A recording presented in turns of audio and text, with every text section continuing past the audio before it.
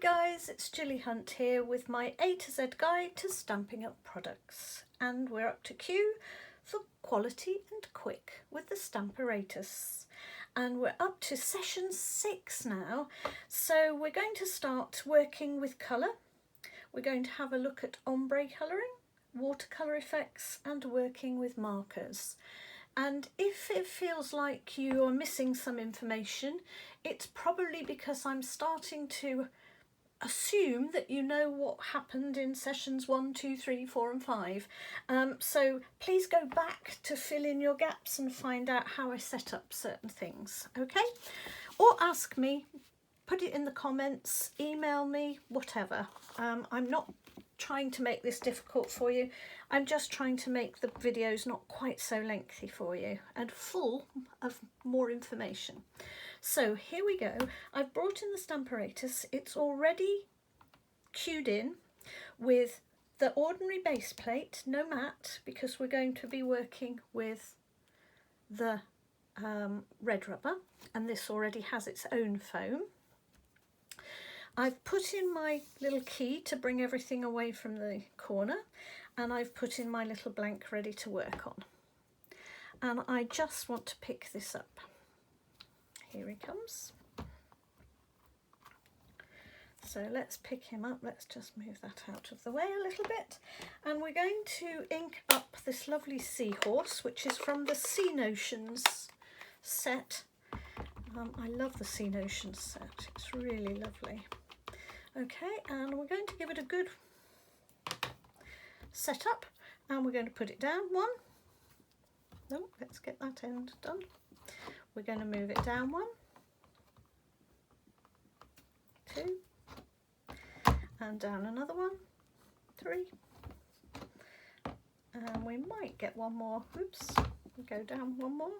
We'll have to see. We might just about get enough ink out of that last one. Yeah, just about. Okay, and this is what we call the ombre effect, starting from dark, oops, going lighter and lighter and lighter. And it's as simple as that to use the Stamparatus for it. Now I'm feeling that these two are a little bit the same. So here I'm going to do something which I want to show you, because this is the other wonderful thing about the Stamparatus, in that you can go back in a little bit. So what I am going to do is I'm going to leave this last one, but I'm going to go in and reinforce the first 3, because we know that that's going to be nicely lined up. So in we go again, and I'm going to give it a very gentle press. And a very gentle press, and I'm going to give it another little press, and I think that is going to look a little bit better, and a very, very dainty press, and that has just sharpened and darkened the colours up. Okay, can you see we've got a much more graduated line? And what's amazing is that you could go in 100 times and you can make it darker and darker and darker and lighter, because remember, we're working here with dye ink, so each time you go over it, it goes darker. So shall we show you again, and we'll go 1 stage darker again. Okay, I just want to sort of oops. Now the only thing we have to be careful is that we have to get it nicely lined into that corner, and I have to try and stop this magnet jumping all over the place. There we go. So let's go down again, and I want to just reinforce it again. So I'm going dark. Wow, is this getting nice and dark now?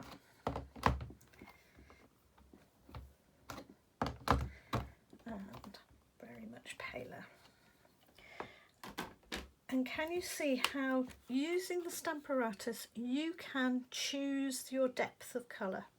So I've now got almost a deep dark greeny Bermuda Bay now, going right off to the pale, and you'll agree that's much stronger effect than the effect we had at the very beginning. So this is what we call the ombre effect, and the great thing is we can graduate it. We can use the Stamparatus to add or take away those extra colours to really influence how it looks. Okay, so that's ombre colouring. Now then, what about doing a bit of a two things together here? I'm going to show you how to get, so we'll go for a, I can't remember which way round I want it. Shall we go? No, we need to go that way. Okay. Again, I'm making sure that I've got it really well tacked into this corner, because then if it lifts or if we have any problems with it moving or we want to go back, we can always get it relined again. Okay, and I've got a plate here, and I've got the word congratulations, and I want it to go as quite close, although not right on it. I want it to go quite close to the score line, so I don't need to just, that's it, I couldn't quite see it there, that's it. Okay, and we pick that up. Now I want to be sure that I'm in the right place. So remember, when we want to be sure of something, we bring ourselves in a little piece of window sheet, just so we can try it out. So here we go, let's just try it out on top and make sure it's A, it's in the right place, and B, it's straight, and it's way off straight. So we need to hold on to this side and just take that side up a little bit. Let's try that again. Let's wipe it away from there. Ah, that's perfect. Okay, so we're going to get started, and this time we're going to do the same ombre effect as we did with the seahorse, but we're going to do it with some lettering and some text. So let's go 1, 2, 3, 4, and just room for 5. Okay, so we've got our ombre congratulations all the way down the page, and I thought it would be nice to show you that not only can you do it with just the one, but you can actually do it a second time with a different colour. So I need to just put that down and get rid of the melon mambo, because we're going to bring in some lovely pumpkin pie just to make this a really bright, jolly effect. So let's just shut my ink pad, and in comes the melon mambo. And yet again, we're going to really ink it up well. You don't want it over inked, because otherwise, so you don't want to be pushing hard. It's just lots and lots of taps to be absolutely certain it's thoroughly loaded. If you squeeze too hard and you push too hard with the ink pad, all that happens is you get an amount of ink that's a mess. And actually, I'm absolutely talking a load of rubbish, because I haven't changed where we want this, have I? So let's bring in our window sheet, and we want to put this in. Now this is inked up, so it'll sort of give us an impression. We'll see if the impression's in the right place. Ooh, it's not too bad. Just a tiny bit further up that way, and a little bit that way, I think. Let's try again. There's probably enough ink on there to try again. Yep, that's fine. Now, it may not be exact, because my problem is that, as I've said many times when I'm working under the camera, I can't get my head absolutely on top of it to be sure. So you'll have to forgive me if it's marginally out, but I'm thinking that's right. It'll certainly give you the impression anyway. So ink this one up like mad. There we go. And now here we go. 1, pull it up, pull it down. Remember, we're always going to vertical before we move it down a hinge. up to vertical, move it down one. And we're doing it relatively quickly, A, because we can, and B, because then the ink doesn't dry. And doesn't that give you a fabulous, fabulous ombre effect card? Congratulations, congratulations, congratulations. And wouldn't it be nice if I could just add a little something to make it into a card for you. So I'm going to just add, if I can find them, oh here they are. Let's go for the big one first. I'm just going to add a balloon and another little balloon. Got a big one and a little one, just from the same melon mambo and paper and pumpkin pie. And I'm just going to let them just cross over, and I'm going to give them a little tiny bow, just like a figure of 8 with 2 little tickly bits. There we go. And isn't that a pretty simple, lovely, attractive birthday card for maybe a child or even just a jolly invitation to something? Congratulations, come and join us to celebrate something. Okay, so we've got ombreing with both images and with lettering and with different colours. And the next thing we're going to do is we're going to go on to looking at how we can use it for markers. Now here's where you could do this very easily. Let me just find, sorry, I'm trying to get myself a clean plate here. I'm talking and cleaning plates at the same time, which sometimes I lose my thread when I'm talking. Okay, now I'm just going to use the small piece because I only need a tiny piece really here. Let's not waste, let's not waste good stuff. Okay. Ooh, I might need a slightly bigger piece than that actually. Let's just, oh, here we go. Wrong piece, that's why I picked up the wrong piece. Okay, here we go. Now I'm going to pop this one down, and I'm going to do the usual, close it up to pick it up. Okay, oh, now hang on, that was up on its the wrong way around entirely. That was on its side, so let's at least get it roughly straight. Okay, it doesn't have to be exactly straight because we're going to cut this out or punch this out in a minute. Now I want us to look at this end this time, because what we're going to use is our die markers.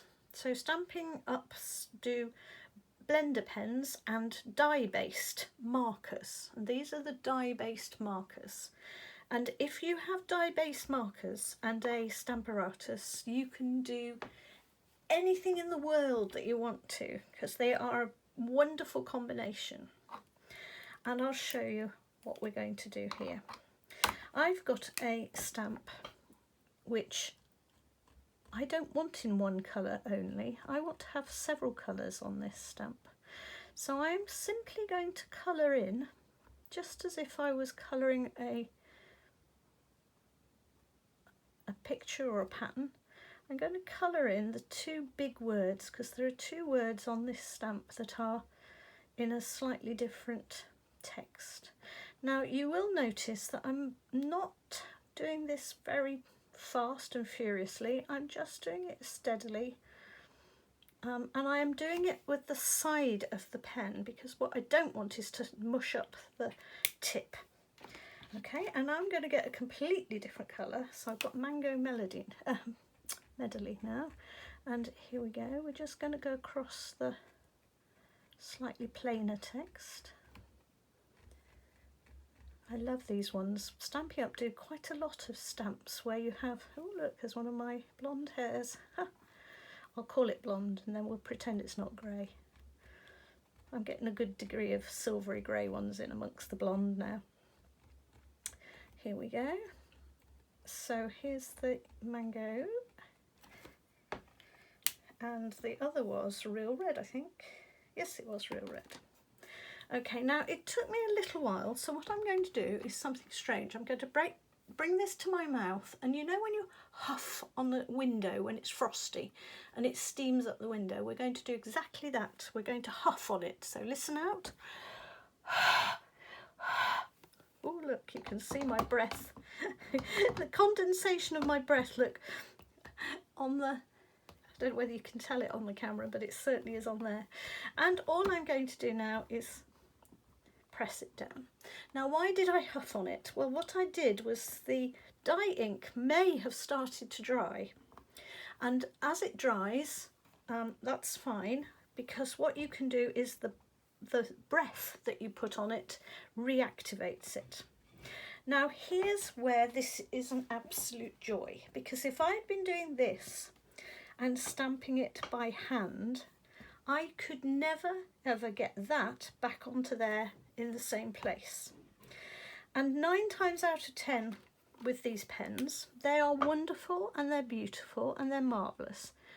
But 9 times out of 10, human error, that's me or you, misses a bit or doesn't quite colour it quite as dark or on every single letter, because it's hard to, they're sticking out. You're trying not to damage your the nib of your pen. You're trying to do it on the side of your pen. So sometimes it doesn't come quite as beautifully as you would like. There are a few little patches. It's not too bad. The W here has lost the side of it, so I must just make sure I've got that side in. I'm just going to redo the whole lot. Okay, and the fabulous thing will be, as long as I'm doing this gently so that it doesn't move, and it's helpful just to keep it nice and gentle. Okay, and we're going to close it again, and I'm just going to give it a press, and I'm just going to give it a hold for a minute just to let the dye sink into the paper. And now I've got a much stronger, clearer image. Can you see? That's a much stronger, bolder wording. The W's come out nicely now. And I could go over that 2-3 times if I wanted to. I could even go back in and decide that I didn't quite like the melon mambo. No, what is this one? It's the Mango Melody. I might have decided, I'm not sure I like that. And as long as I'm going for a darker colour, I can re-ink over the top of with a darker colour. So let's just make this into a really nice, let's use one of our lovely punches. And don't forget, I did P for punches not too long ago, so you could always have a look at that. And I've just mounted that up on a piece of red. And isn't that a great little topper that I could add to a card? So look how simply you can do that by using just 2 lovely colours. And you could have used 10 different colours, and you can colour it in at your own speed in your own way, because as long as you huff on it, then it will reactivate the ink, and the ink will be okay. Okay. Right, now then, just the last one. I'm going to bring the foam mat in, oops, because I want to have the foam mat for the next, and I'm just going to bring in a protective sheet. It doesn't really matter if you get ink on your mat, but I do like to keep mine protected. So here we go, let's get our other piece of paper. Now this time I'm using, in fact I may even have been last time, but I'm definitely using, for this one, I'm definitely using shimmer paper. Now Stampin' Up! Produce a shimmer paper, I'm just going to put that into the middle. Stampin' Up! Produce a shimmer paper, which means that it copes with water better than our it has a surface that copes with our water. It's not a watercolour paper, we have watercolour paper, but it copes with water a lot more successfully. So I'm bringing in the shimmer for this, and I'm bringing in 3 marker pens, and we're going to have a go to watercolour technique here. So the first thing I'm going to do is, this is a sort of, I think it's a hollyhocks. I have some hollyhocks in my garden at home. Here we go, and I'm just going to colour it in. Now this is really hard for you to see, so until I've got it coloured in you really won't be able to see a great deal. I've got a leafy bit at the bottom. I'm going to put some pale ones this side, and I'm trying not to scrunch it too much. Again, I'm trying to use the side of my pen, and then I'm mostly going to use this rich raspberry.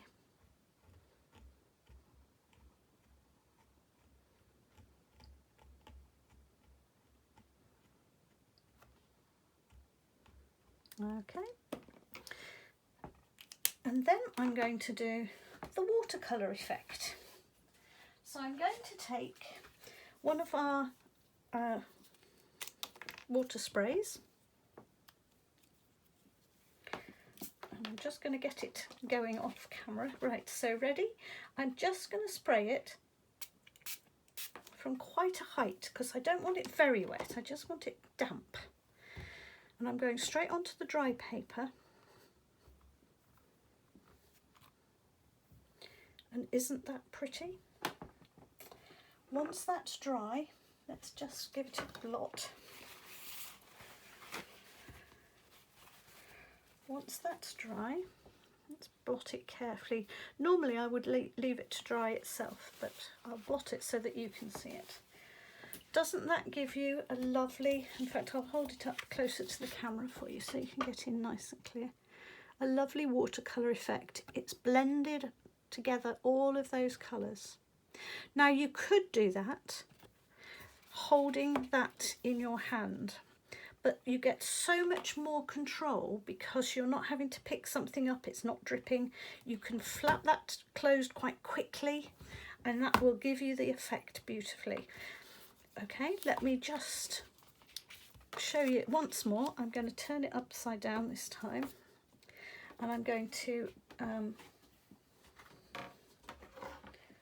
now you know what you're looking for, you can watch how I'm colouring. So I'm going to just put a piece of white underneath there. Okay, and first of all I put in the stalks, so because I can see those nice and easily, I'm just going to pop them in, and then I'm going to put the greenery in at the bottom, which is where all the leaves and stalks are. Then I used some pale ones down one side, not a lot, but it's just enough to really kind of give you a different colour, because you want the difference in the shades to show. And then we're going to go in with the darker, I think it's rich raspberry. Okay, and I'm going to bring the spray across, and I'm going to give it, oh, let me get it in the right direction. Just a very small ch-ch. I don't want it soaking wet. And there we go. And this time it's gone even more because I gave it just a tiny bit more, so it's gone even more watercoloury. And again, I'm just going to blot it so you can have a look at it, so I can hold it up. There we go.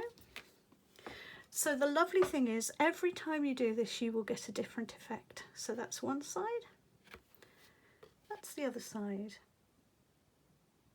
So slightly less water on that one, and I put slightly more ink on the stamp. This one I just did a much finer, much looser colouring, and I used a lot more water. Isn't that fabulous? So there's a whole new other things that you can do using your Stamparatus. And if you come back for session 7, I'm going to show you how you can do mirror images, reflections and shadows using your Stamparatus. Okay, thanks then, bye bye.